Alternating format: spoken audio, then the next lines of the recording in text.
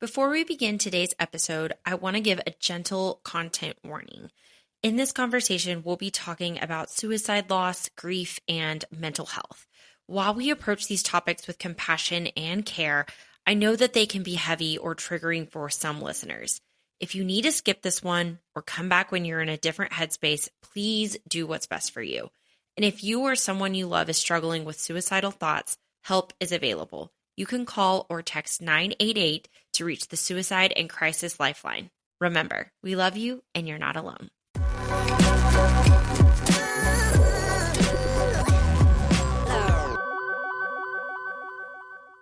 Hey friend, welcome back to the Nourisher Podcast. If you've been here a while, you know that this is a space for real, honest conversations, the kind that remind us that we're all figuring it out as we go. And around here, we talk about healing, growing, and learning to show up as we are, even when life feels messy or hard. That's where the good stuff happens, in community, not in isolation. Today's guest is someone whose story absolutely stopped me in my tracks. Tiffaney Childers is an author, speaker, CRPS warrior, and suicide loss advocate, and she's helping others rise after the unthinkable. After losing both of her parents to suicide and walking through years of pain, both physical and emotional, Tiffaney has turned her story into a message of hope and strength. Her new book, The Rise Back, Reclaiming Life After Suicide Loss, Pain, and Silence, is raw, real, and exactly what so many of us need to hear when life feels extra heavy. In this episode, we're talking about what it really means to rise from the ashes, how to stop numbing and start healing, and what it looks like to rebuild piece by piece. So grab your coffee, take a deep breath, and let's dive in. Because this one's going to remind you that even after everything falls apart, you can absolutely still rise back. Hi, Tiffaney. How are you today? I'm so good. Thank you so much for having me on. Absolutely. I'm always excited when we have listeners of the show connect me with other people. It just so happens you were local. So I really, really love that you're a local Amarillo gal as well. Me too. I'm excited. So tell us a little bit about you. Like, what does your life look like today? What does a normal day look like for you? And just a teeny bit about your background. A normal day for me doesn't look anything like it used to. I'm an accountant full-time, and I'm a mom and a wife, and I just launched a book that just became bestseller on Amazon. I'm also a volunteer for what's called the LOSS team, LOSS, and it stands for Local Outreach to Suicide Survivors. Yeah, it's busy, but I can tell you that I'm intentional now. My days revolve around healing and purpose instead of running from things and shoving things down. Gosh, I love that. I always try to say that I'm going to be more intentional with my time and my life and my actions throughout the day. But, it really takes that purposeful intention to live your life differently and to heal. I love that you already segued into our conversation. So Tiffaney, for those who might be hearing your story for this first time, can you take us back to kind of where your healing journey actually began? So this has been 18 years ago, but both of my parents died by suicide 1 year and 5 days apart. So my mom took her life, and then a year later, my dad took his life. That changed the trajectory of my life.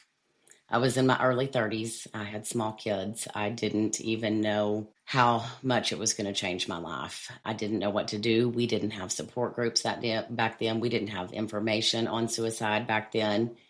So I just did what I thought all strong people do, and I just shoved it down and just kept moving. We didn't have time to stop. We still had school. We still had work and laundry and life, and life doesn't stop. So my healing journey did not start for a long time. I was on autopilot pretty much for the last 18 years.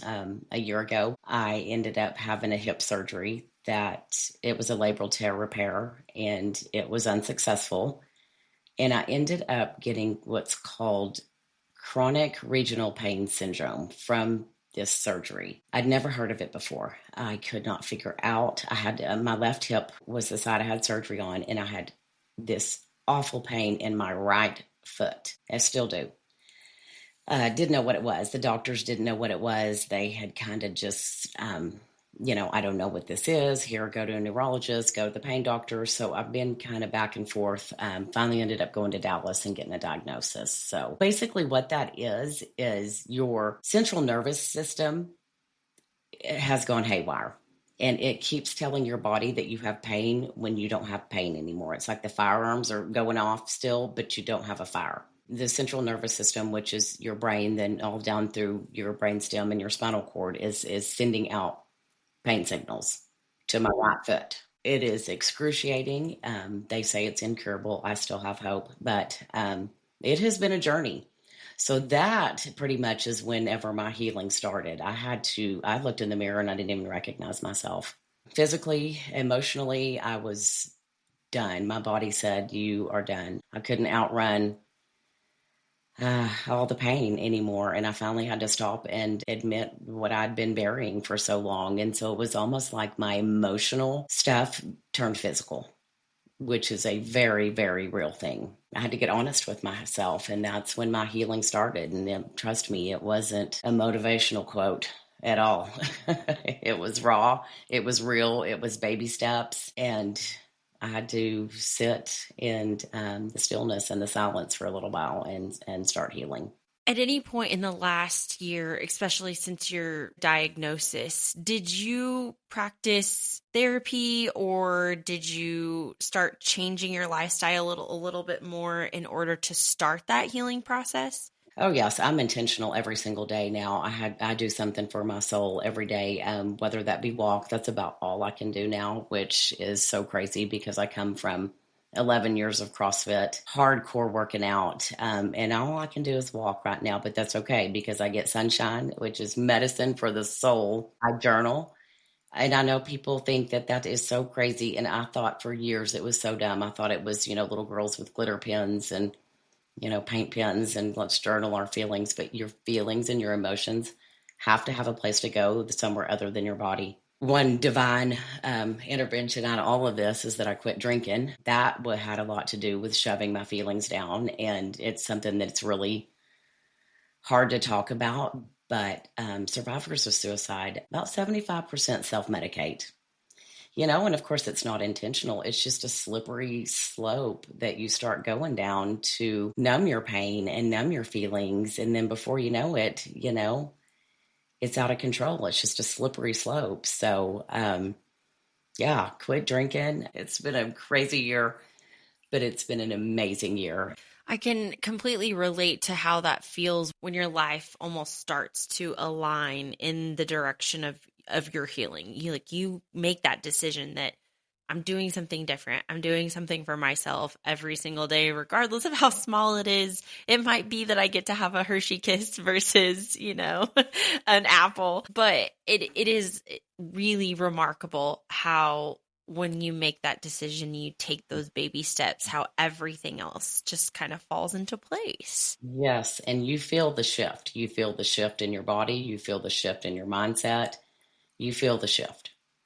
I'm curious you have so many life experiences that I think would inspire anyone to write a book, but what led you to kind of writing a book? Was it a moment in your life? Was it a breaking point? Or maybe even a gradual realization where you thought, I want to put pen to paper and talk about my experience?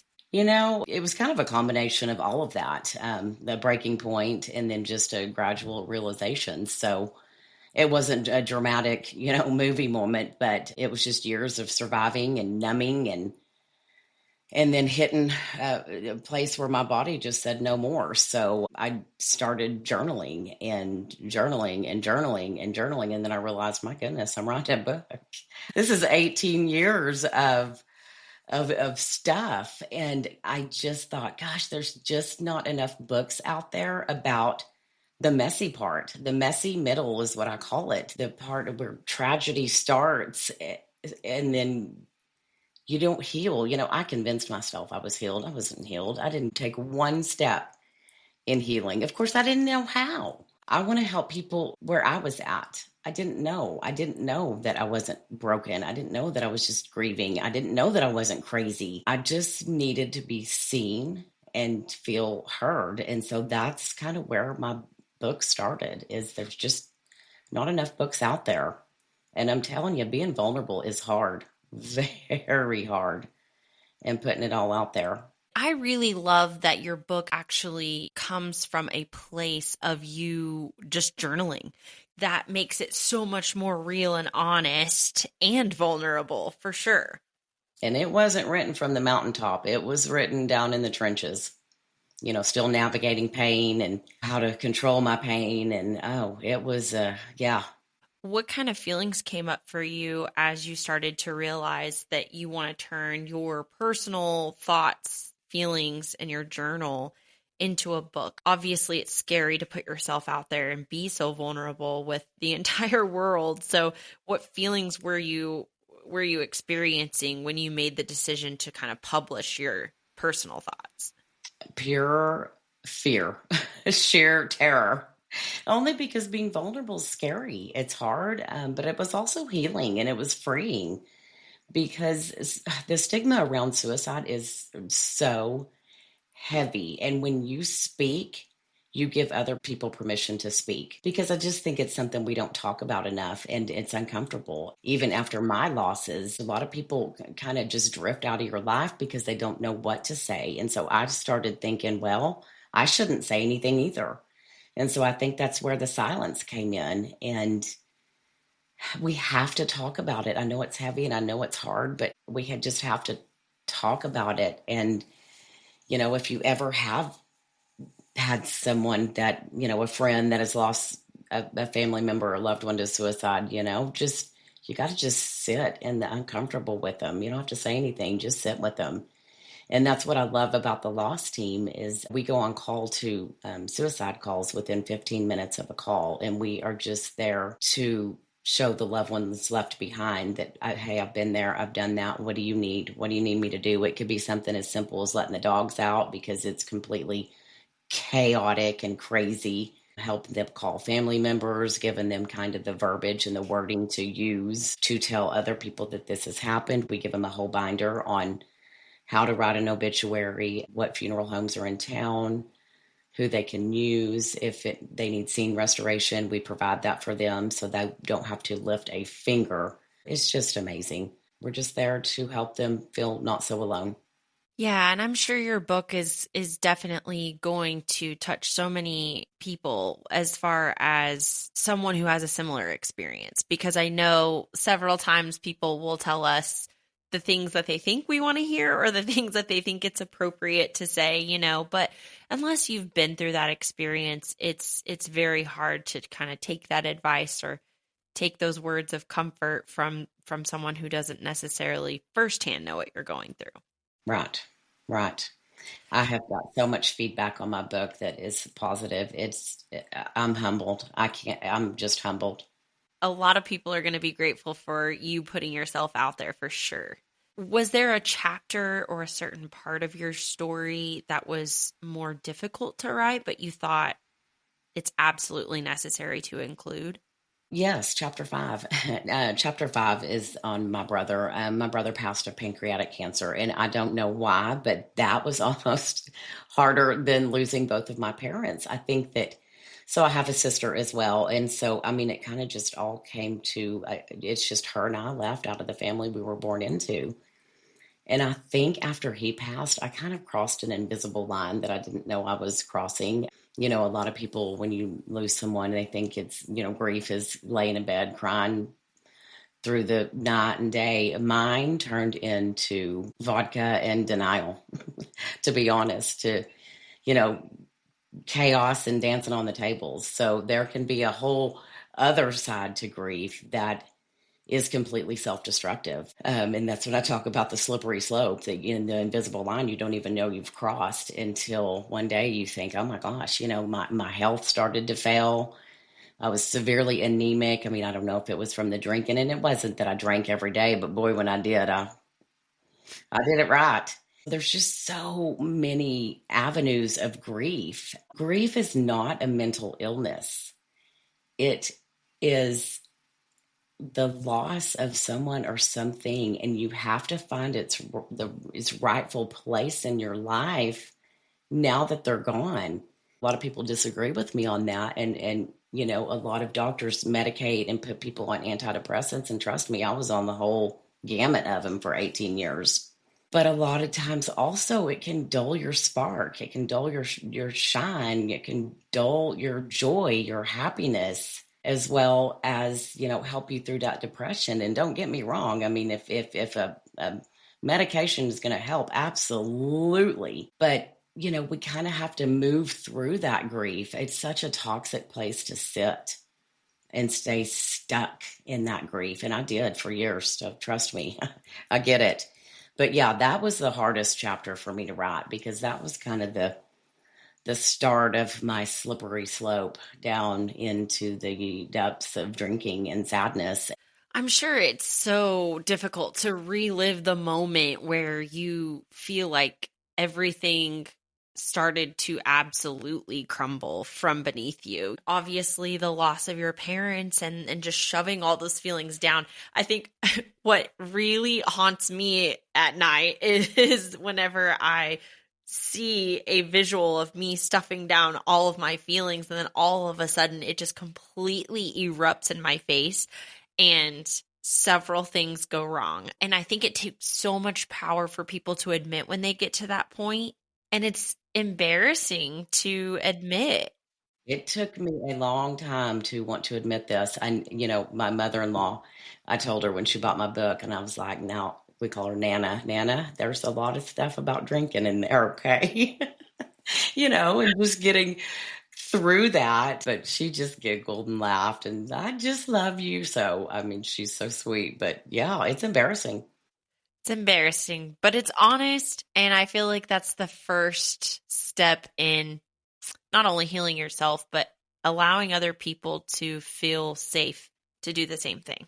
Yes. I mean, you have to be authentic. I can't be anything but. Well, let's talk about the title. So the inspiration for the title, which is The Rise Back. So what does rising back mean to you personally? Or why did you feel like that was the way we were going to start off this journey? I think I realized that it's somewhat bouncing back, but I don't know, bouncing back almost even portrays like you bounce back into who you were before, but you don't. I wasn't going back. I couldn't go back.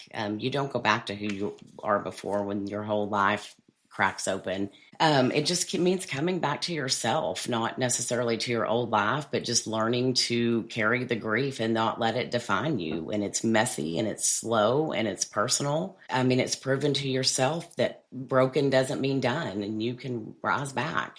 I don't even like the word broken. Why do we even look at ourselves as broken? That's what I don't even know why I said broken, because we're not broken, but, we're not done. We're not done. You can always rise back. I love that comparison of bounce back versus rise back. We talk so much about like bounce back, where it's just like, you're having a moment, you're in a low, but you'll bounce back. It's fine. And I love that you were able to put that into words, because I'm like, I don't want to bounce back. Yeah, if you're not the same person you are.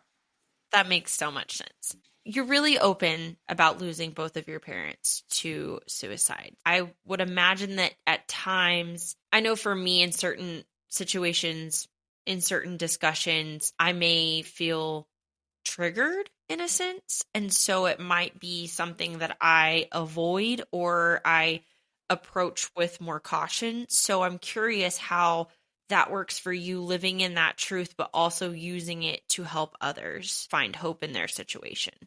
It's heavy. Suicide loss is heavy. There's no cute way to package that. So, after my parents' loss, I've kind of lost my sense of trust in life. I mean, talk about your sense of identity. I had abandonment issues. So yeah. And for a long time, I didn't even want to try to carry it. I buried it. There came a point though where I knew I couldn't outrun it. I couldn't outwork it. I couldn't outdrink it. And so I figured I need to help others. And this situation. And I just needed to be there for people to say, I get it. I've been there. I've done that. I've been in the dark too. And I think just letting people know, like, if she rose back, then maybe I can too. If I can help one person, then every vulnerable moment and the pages that I wrote was worth it. And we don't show up as any kind of savior or anything. We just show up as someone who's survived the same nightmare that they're living. It just kind of gives that pain somewhere to go besides eating me alive, and helping others, and providing resources to get help. With the loss team, Dr. Frank Campbell is the one who designed this team, and he wants to get survivors to get some kind of therapy. 4 years is about the length that it takes someone to get therapy if they're a survivor. And we want to, knock that down to about 4.5 months. We have support groups. We have about 3 support groups going right now, which I think is fantastic. We used to have one, and it was just once a month. And so if you missed it, you'd have to wait till the next month. But now we have 3, which is so incredible. Yes, and you mentioned how you guys show up almost immediately after the situation has occurred. I'm sure, you're just in shock, especially if you're at the scene or you discover it. I would imagine that you just don't know where to start. You mentioned in your book, Surviving the Unthinkable. So in the early days after your losses, what did surviving the unthinkable look like for you in those very early days? Well, it wasn't inspirational, I promise you that. It was pretending I didn't need help, shoving my emotions down so deep that I couldn't feel them. It was pretty much functioning so well that nobody questioned me, because I wanted to hide that. I wanted to be strong. It was pouring a drink instead of facing my feelings. And when you have small kids, it's so hard because you're so busy. And my daughter had gymnastics, and my son played tennis, and we were just go, go, go, go, go, go, go. And, I was just surviving. I wasn't living. You mentioned silence in grief. And so because it feels isolating, why do you feel like that is how we feel after experiencing something like that? I think it's just such a hard thing to talk about, and nobody wants to talk about. I think everybody is genuinely wants to try to help and heal and fix someone else. And it's really hard to sit in the silence of something that you can't fix. I mean, nobody could bring my parents back. Nobody could change what had happened. And a lot of people can't sit in that space of, I can't fix you. I don't know what to say to you because I've never experienced this. Thank goodness I had great friends that stayed around and stuck around. And, I've been married 26 years now. So my husband stuck around too, because that was tough too for him to deal with and not know what to say or what to do or how to help me. Is there anything that you wish people maybe better understood about suicide loss survivors now that you've been through it, that you've walked others through it? What's something that you wish more people really understood about them? We don't need pity. We don't need the little head turns that say, oh, goodness, bless your heart. We just need space to tell the truth and how we feel, and people who don't look away. And just the support long after the casseroles are gone, just a phone call. Hey, are you doing okay? What can I do for you? Or a text. I'm real intentional now about texting at least 3 people every morning about, hey, how's your day? What's going on? Can I do anything for you? Just because that was something that I so needed back then. And back then it was right when cell phones were coming out. I mean, that was the flip phone. And it was, what is that? The I-9 or whatever, where you'd have to tap it 3 times to get T9, yeah. Yeah. I mean, it was old school. So your quote of long after the casseroles have, stopped being delivered. I heard something at a funeral yesterday, actually. We can all say we're praying for you. We can all leave a comment on Facebook. We can all shoot a text and say, I'm thinking of you, or what do you need? But then there's another level to it where if you are able to actually show up and instead of asking, just do it, And so I love that you said that, and that, again, your work through advocacy and through the loss team is really rolling up your sleeves and just getting to work. Yeah. And I know, like, when I was so sick after my surgery, my boss, I mean, she didn't even ask me what I needed. That woman went to the grocery store, came with about 7 bags on this arm, 7 bags on this arm, dropped food at the door and was like, I gotta go, bye. I mean, she didn't even ask what I needed. It was perfect. It was the absolute perfect thing to do. I needed all the food I could get because my husband was on a trip and my kids are away at college now. So she did it. She did that. Didn't ask me, just here's some food. We have to be intentional about doing the things. And yeah, when people say, I pray for you, how about let me just pray for you right now? Do you mind if we pray right now? Oh gosh, that makes a world of difference. I always tell people, I'm like, I can't cook and I can't make cookies. I can't I can't bake you anything, but I can go buy something and I'll just drop it off at your house. Exactly.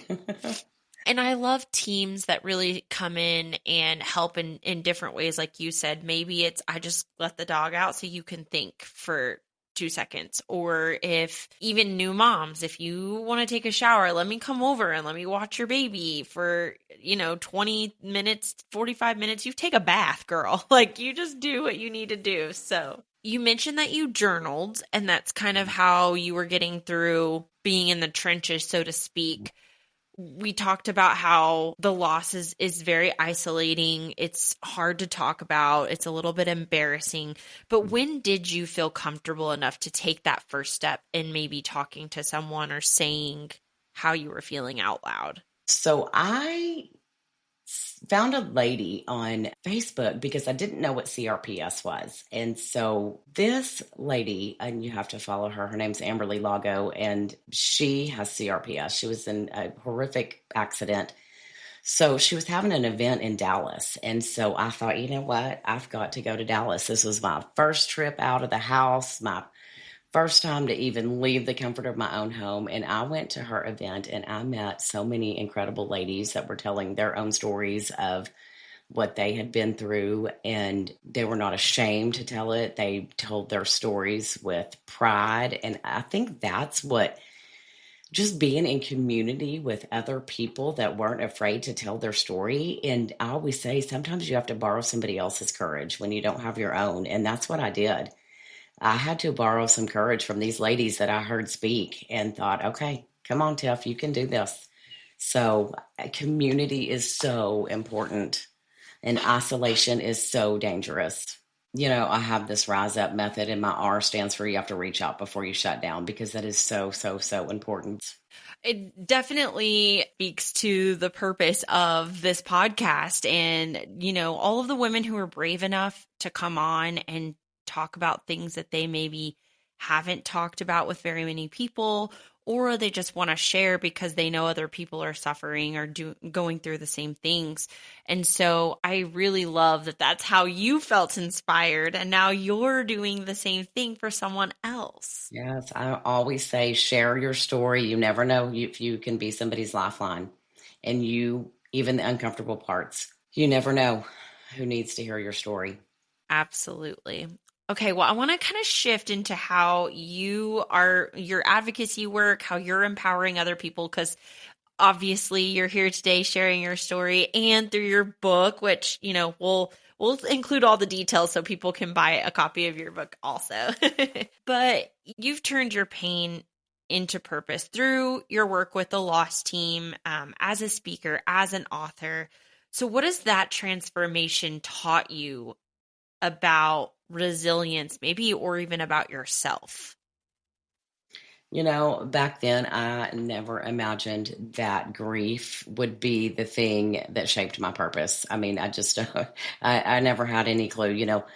Suicide loss changed the trajectory of my life, but I had no idea that this would be my purpose almost, 20 years later. So resilience to me, it's doing the hard things intentionally. It is doing one thing for your soul each day, maybe two things for your soul each day.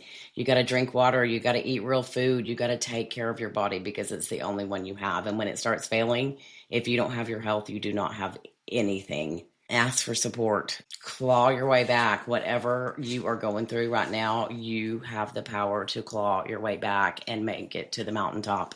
You've helped others with their own rise back.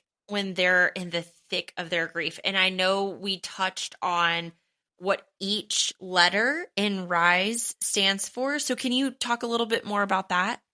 Yes. The R is reach out before you shut down. The I is ink it out. The S is sit with it. And I always say this is the most uncomfortable thing to do is you have to sit with everything you have done and everything that you don't want to face. And you got to sit with it. You got to be in the uncomfortable for a little bit. And then the E is embrace who you are becoming, because you're not going to go back to the same person that you were. Everything has changed, and that's going to be the start of your rise back. And then the U is unlearn all the lies. It is crazy what our brain tells us. You're not good enough, especially suicide loss. The whys, what if you'd have called them sooner? What if you'd have texted them? What if you'd have showed up sooner? You've got to unlearn all those lies. It's all lies that our brain tells us. Liar, liar, brain on fire is what I say. And then the P is protect your peace at all costs. Not everybody deserves access to your healing, and you have to protect your peace. That is yours. Garbage in, garbage out. You have to really set your boundaries. The energy around you, who you're around, you have to protect your peace. I want to go back to sit with it. The hard one. And that I think applies obviously to any situation of grief. It is the most difficult step for us as humans. Because we don't want to be alone, and we find all these things to make ourselves busy, busyness, drinking, self-medicating, and anything. Grief demands to be felt. And if you do not feel it, and if you do not sit with it, I promise you it will find a way to be seen, and it will come out in physical ways in your body. Back pain, shoulder pain, any kind of pain will come out physically. Headaches, stomach aches. You have to sit with your emotions without trying to numb them. You and I were talking before we started recording that we've met each other before, unknowingly. At that time that I had met you, I was just in a completely different place in life. And it's so easy to give yourself a distraction, keep yourself busy. And I'm sure you going through your loss with young children and still being a wife and a mother and a full-time employee, you just have to find a way to be okay with sitting in the suck, so to speak, and sitting in silence, because it's easy. Like, that's the easy part, is to keep yourself busy. It is. That is the easy part. And it's like, how did we even learn this? It has to be generational. Like, we never really saw our parents, or I didn't ever stop and take a break and think, I'm going to do something for myself. It's generational. We see people not discussing their grief and not discussing their trauma and not stopping to take care of themselves. And we think that that's okay to do. And it somehow inadvertently spills over into us. And it wasn't just unspoken. It's just the way I saw my parents just rush and rush and rush through life. Yeah. What do you feel like is next for you now that you've launched your book, which was super recent? It was October 30th. And so what do you see as your next steps? I really want to do a TEDx. I'm going to start applying for TEDx's and try and do a TEDx is what I see myself. I would love to do public speaking in any way, shape, or form with suicide loss, or, and my book is really about any kind of loss. It's an identity loss, any kind of loss, grief in all of its forms. So I would love to turn this into some public speaking. I think that would be so powerful. And again, unfortunately, suicide, I feel like is more of a taboo topic than most other things. Mm-hmm. And so I think it would be extremely helpful to have more public speakers, more engaging opportunities where people could come together. And I also just feel like it's not really like an epidemic, right? I know suicide has been a thing for a long time. It is a crisis right now. It truly is, especially with our veterans,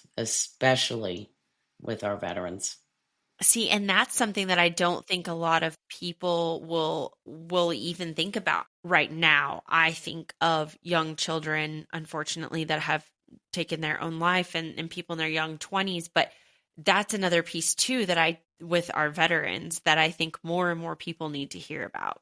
Oh, I do too. The struggle just to come back to a civilian life. And that's talk about loss of identity. They always had the brotherhood and someone's always got your back. And then you come and back into civilian life. And that's so extremely hard. Yeah.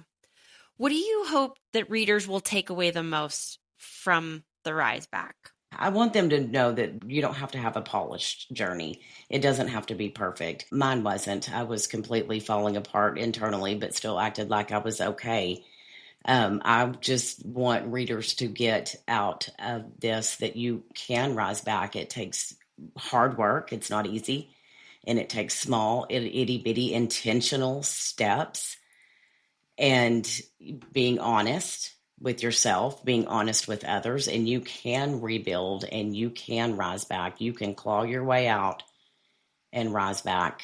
I love that so much. I'm sure it will be so helpful. Have you ever thought about it? This is a side note. Have you ever thought about like a workbook or anything to go along with it? I have. I just had to get through this book process and I thought, yeah, I need some things like a workbook or a journal or something that people can use to, just help through their journey. Yeah.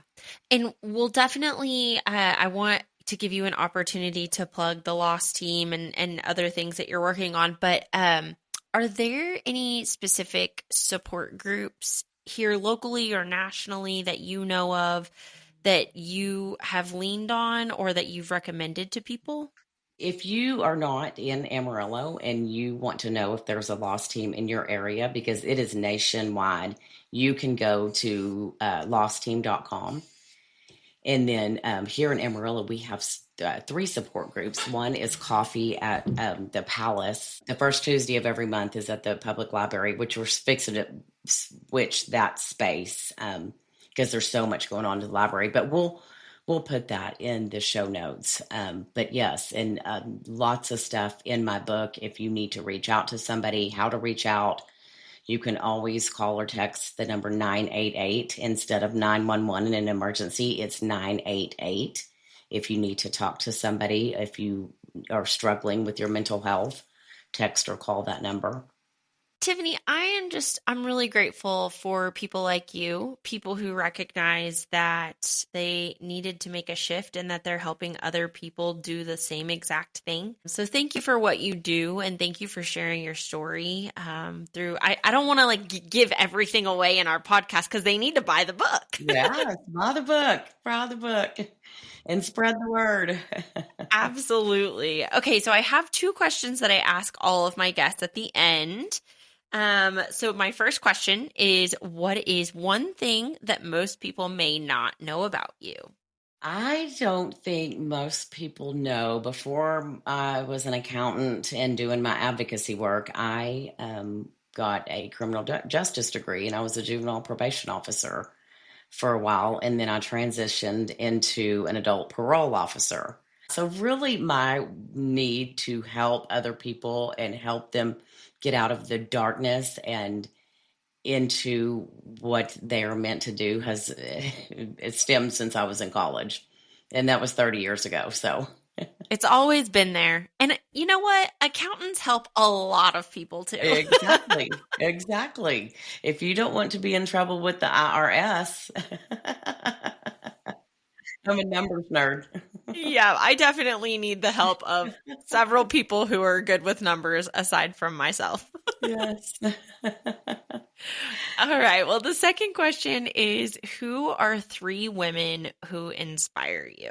Oh, I'm going to say my mom is one of them because, even though things didn't end up the way that we wished it would have, she fought in silence. She fought a battle every single day that most of us didn't know about. And I've learned so much compassion for her, have so much compassion for her and learned so much from her. Like I said, even though it didn't pan out the way we wanted it to. So the next would be my daughter. She inspires me every single day. And I hate to say my daughter without saying my son. So we're going to have to say both of my kids. I just want to fight for their future and for their light, and to know that healing is possible, and to know that everything is figure outable. Everything. We can figure anything out, that we shouldn't ever be isolated, that we can't talk to somebody about how we're feeling. And both of them make me want to be a better person every day. My third one, I think, would be Amarillo Lago. And seriously, everybody needs to follow her journey. Like I said, she was in a horrific car accident, and she had a book that she published back in April that's called Joy Through the Journey. That is an incredible book too, about just having joy through her journey of what she's been through. She had like 34 surgeries. So she has shown me in real life what resilience looks like, resilience in action. That's such an amazing list. And yes, we are definitely going to include your son in that. Your children is an acceptable answer, even though we asked about women. I love that. I just love being on this podcast. I love what you're doing. I love that you're getting the word out, and that you are spreading kindness and joy, and helping others talk about their struggles. Thank you so much. I definitely hope that it reaches people in their valley, because I know that's something that I always really needed when I was going through some really tough times. Is it just helped me by talking about it, and by asking people, can I just have a minute to trauma dump on you for a little bit? And the way that it started to allow me to self-reflect and look back at the things that I did and did not love about my life. It's just wild how that happens. Your transformation comes from your darkest moments. I truly believe that.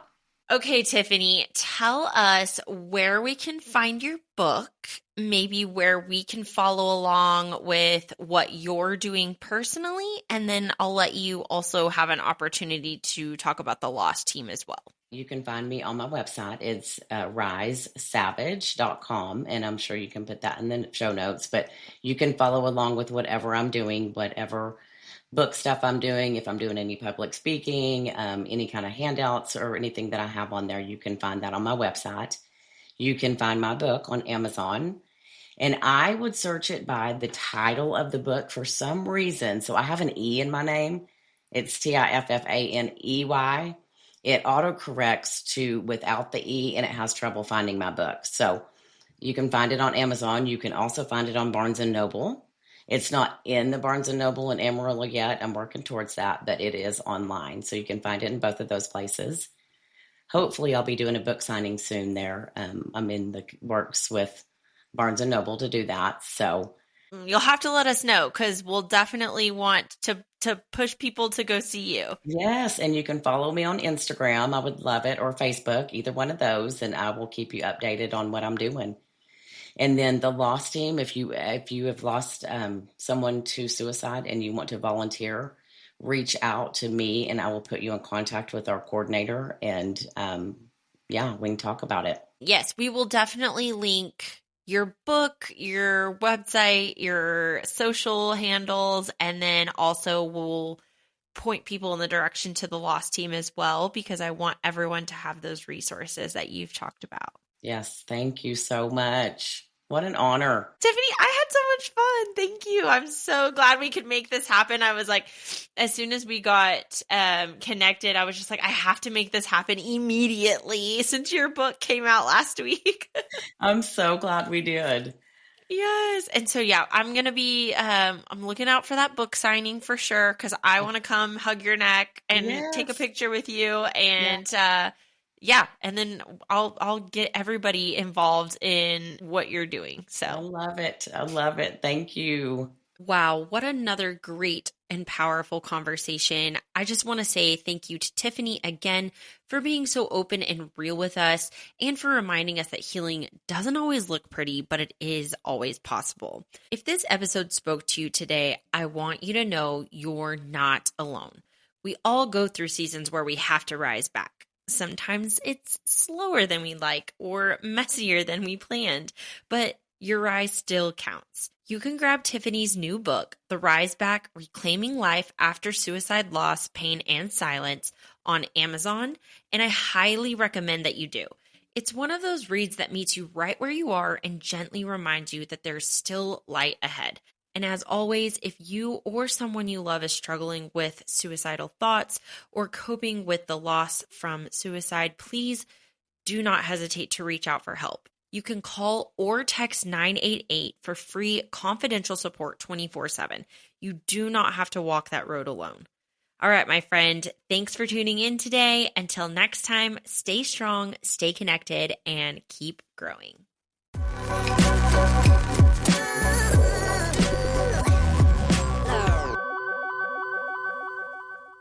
The content shared in this episode is for storytelling and encouragement purposes only and is not to substitute for professional advice, diagnosis, or treatment.